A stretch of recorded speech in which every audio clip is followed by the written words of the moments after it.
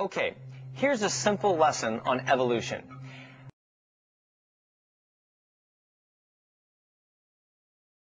The theory of evolution basically teaches that every living creature, like you and me, evolved from a single cell billions of years ago. So that means that every animal supposedly transformed into another kind of animal over time.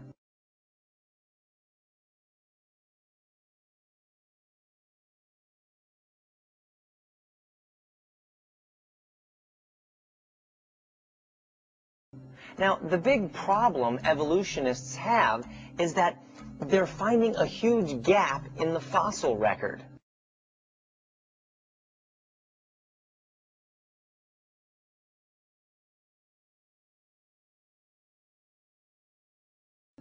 In other words, when archaeologists dig up the bones of these dead animals, they don't find these transitional forms that helped one animal transform into another animal.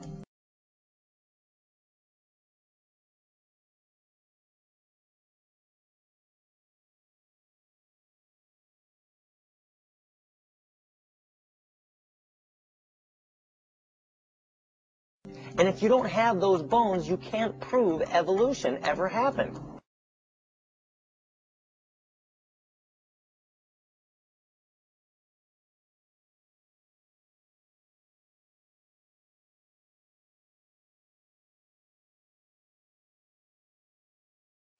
That's what they're calling the missing link. And there's not just one. There would have to be thousands and thousands of those transitional forms.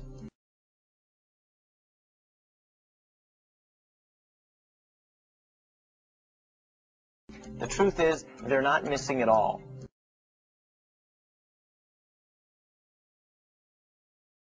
They never existed in the first place.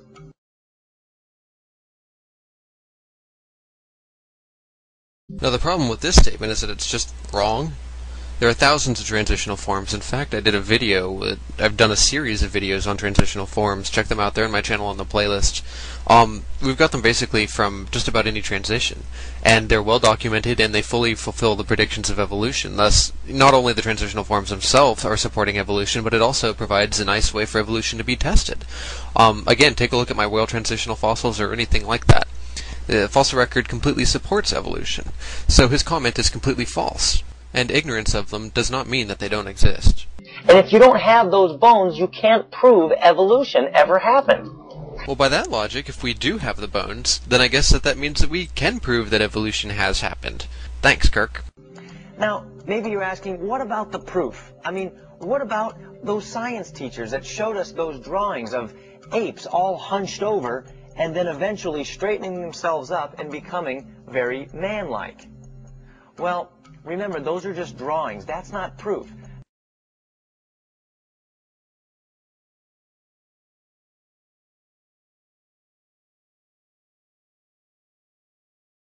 The real proof is in what we can find in the fossil record, the bones that we dig up, and that's what's missing, the actual proof.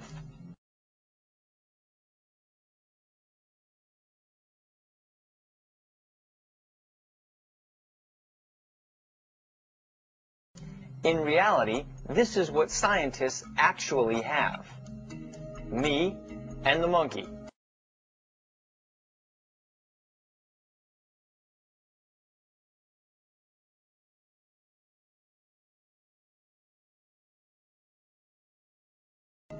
Apes and humans. The supposed transitional forms are what are known as the missing links. But the truth is, there is no missing link. There's nothing to link apes to human. The supposed transitional forms simply don't exist.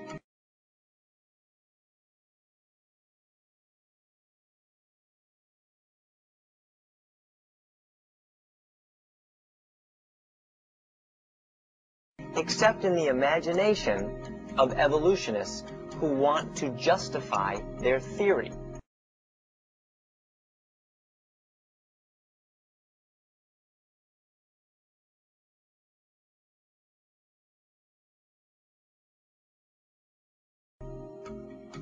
For instance, the amazing discovery of Lucy. But now, nearly all experts agree that Lucy was just the skeleton of a 3-foot-tall chimpanzee.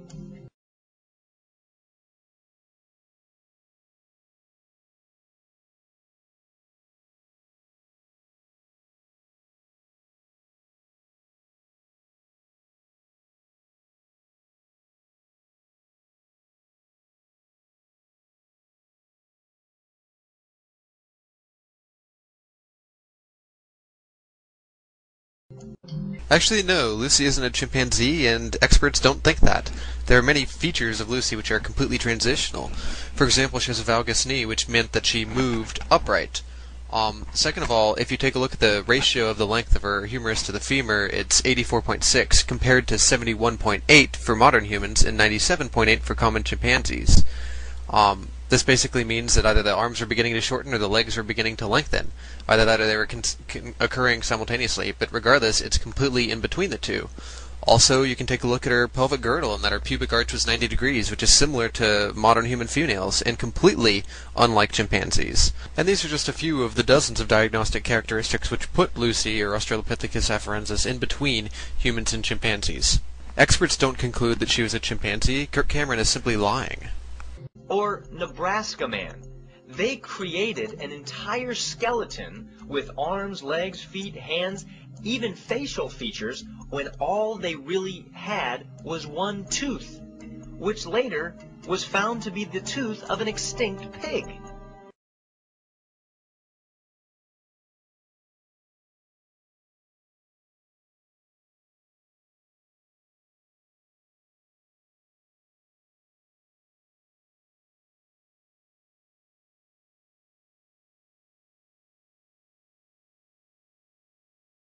Nebraska Man was never widely considered to be a transitional form. This is actually a perfect example of the scientific method working through continued scrutiny and criticism, in that it was found out to be the tooth of an extinct pig, and science corrected it and moved on. Or Piltdown Man. The jawbone turned out to belong to a modern ape.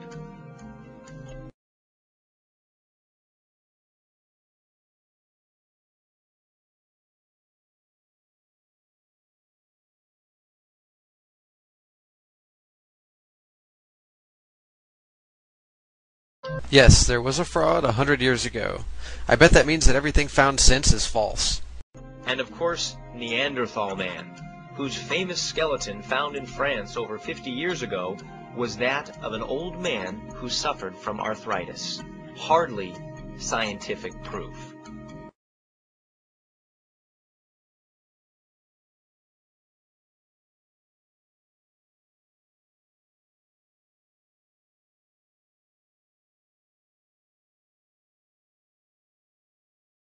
That's funny. Since when does arthritis cause an increase in bone density and your brow bone to become enormous?